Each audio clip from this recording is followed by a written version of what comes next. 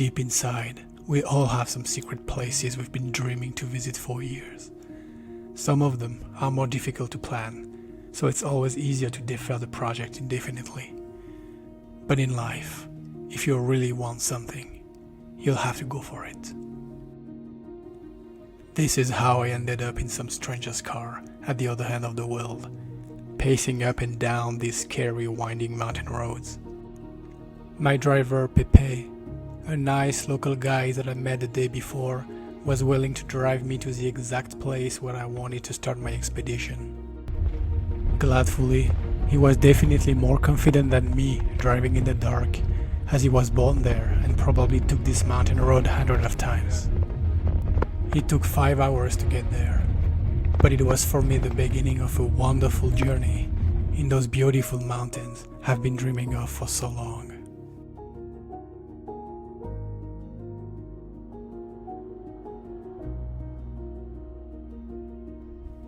He dropped me on the side of the road at 4,200 meters of elevation and wished me good luck. As I started to walk uphill, I realized that it just became real. For the next 15 days, that will be just me and the mountains. After just 1 hour, I was already on top of the first ridge. On the other side, I could already see a first brown-colored laguna.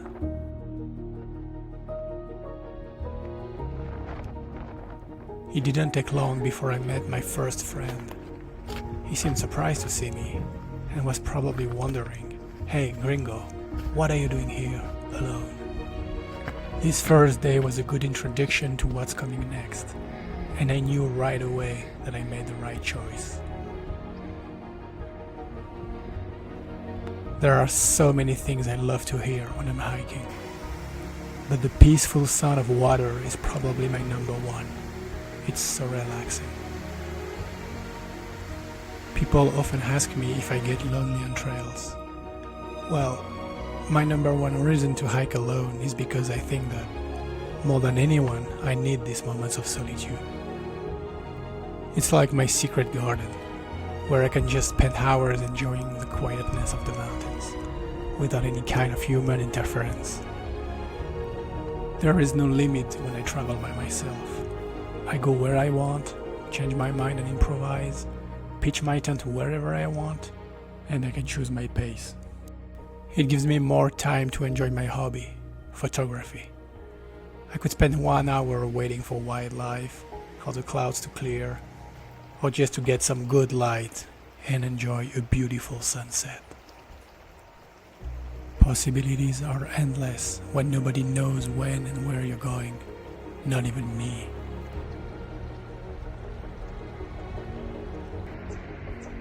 This is the end of the wet season. Days are slowly getting colder, but drier. Small communities who live in these mountains start to get higher in the alpine, just going about their business. Those sheep are more friendly than I expected, making me part of the flock, as if I have always lived here. After a few days, I started to get closer to those big giants. They look impressive and accessible, but don't underestimate them. Most of them are about 6,000 meters of elevation. They are mostly covered with steep glaciers, and some of them have almost never been climbed.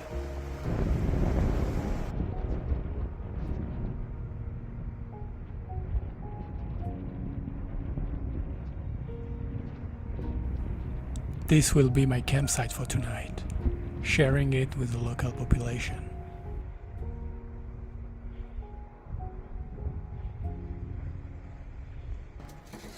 After 8 days alone in the mountains, I finally reach a first village. It seems like a different planet, like if the time had stopped a long time ago, bringing me back 30 years ago when being a child was as simple as that.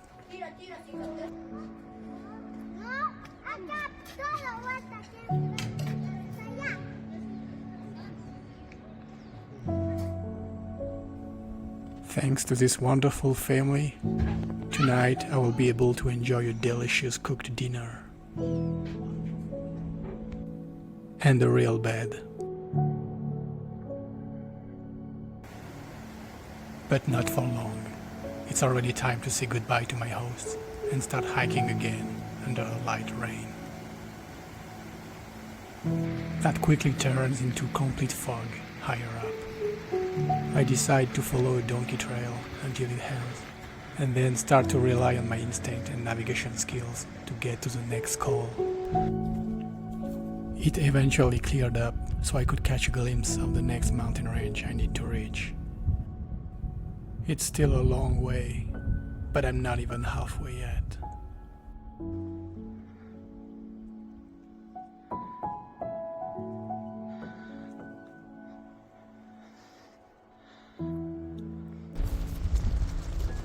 Today is going to be a long one. I have to go over one of the highest passes of my trek.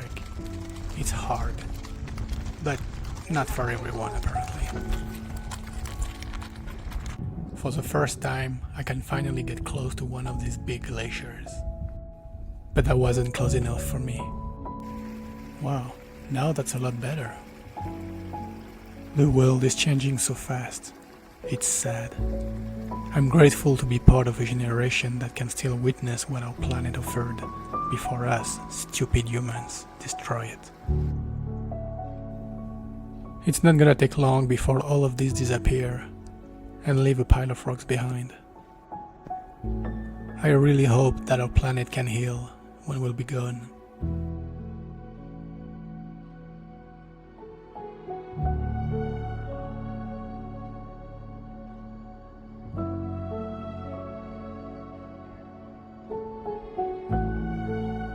When I was standing on that ridge, looking around me, I really felt that I was exactly where I was supposed to be. In paradise.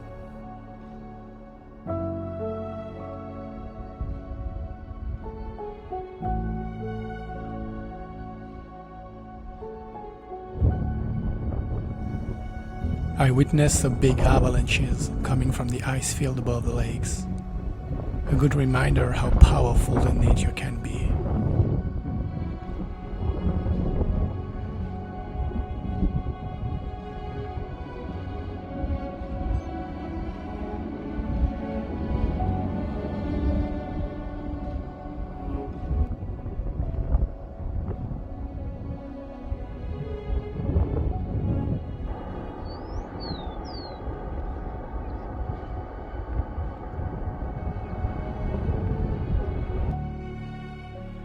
It's crazy how colorful these lagunas are.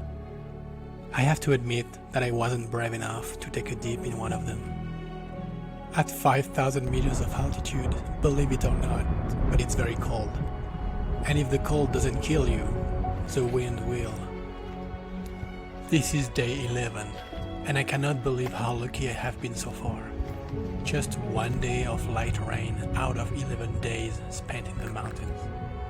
It is very unusual at this time of the year. I was expecting most of these big summits to be in the clouds most of the time. But so far, I've been able to see all of them. For sure, that would have been a different experience with all these incredible views. I haven't seen any single human being since I left the small village a few days ago. Until I came across this guy, in the middle of nowhere, going through the mountains on a horse with no name. I was happy to be able to follow the GPS track I prepared without any issue. Everything was smooth and navigation was good until I get to the next pass.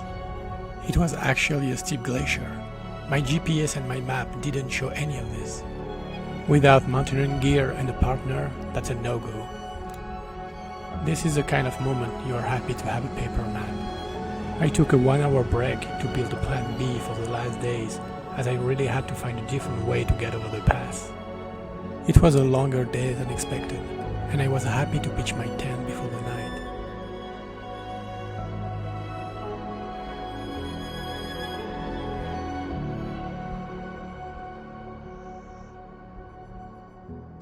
It's finally time to go to bed.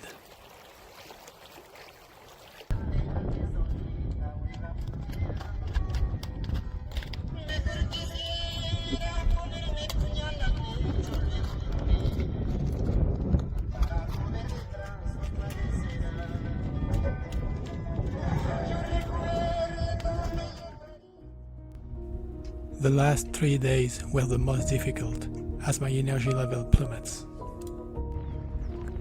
I wish I could take one of these horses to carry my tired body, but that would be cheating, right?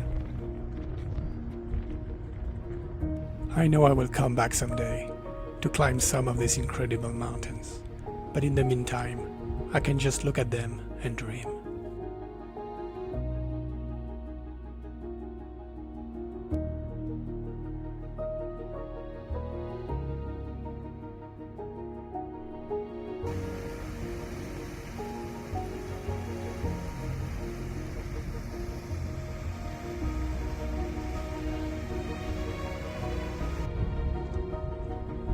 As I am starting my final descent towards the end of my trek, I replay in my head every single day and try to remember all the small details that made this adventure so epic.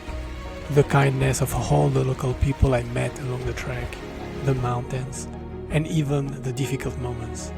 Those are the ones that make you stronger.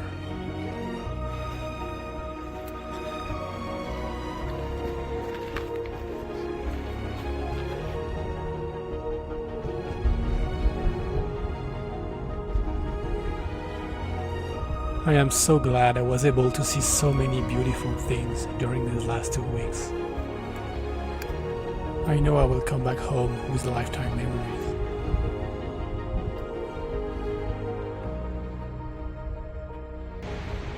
It was a great adventure, but definitely not an easy one.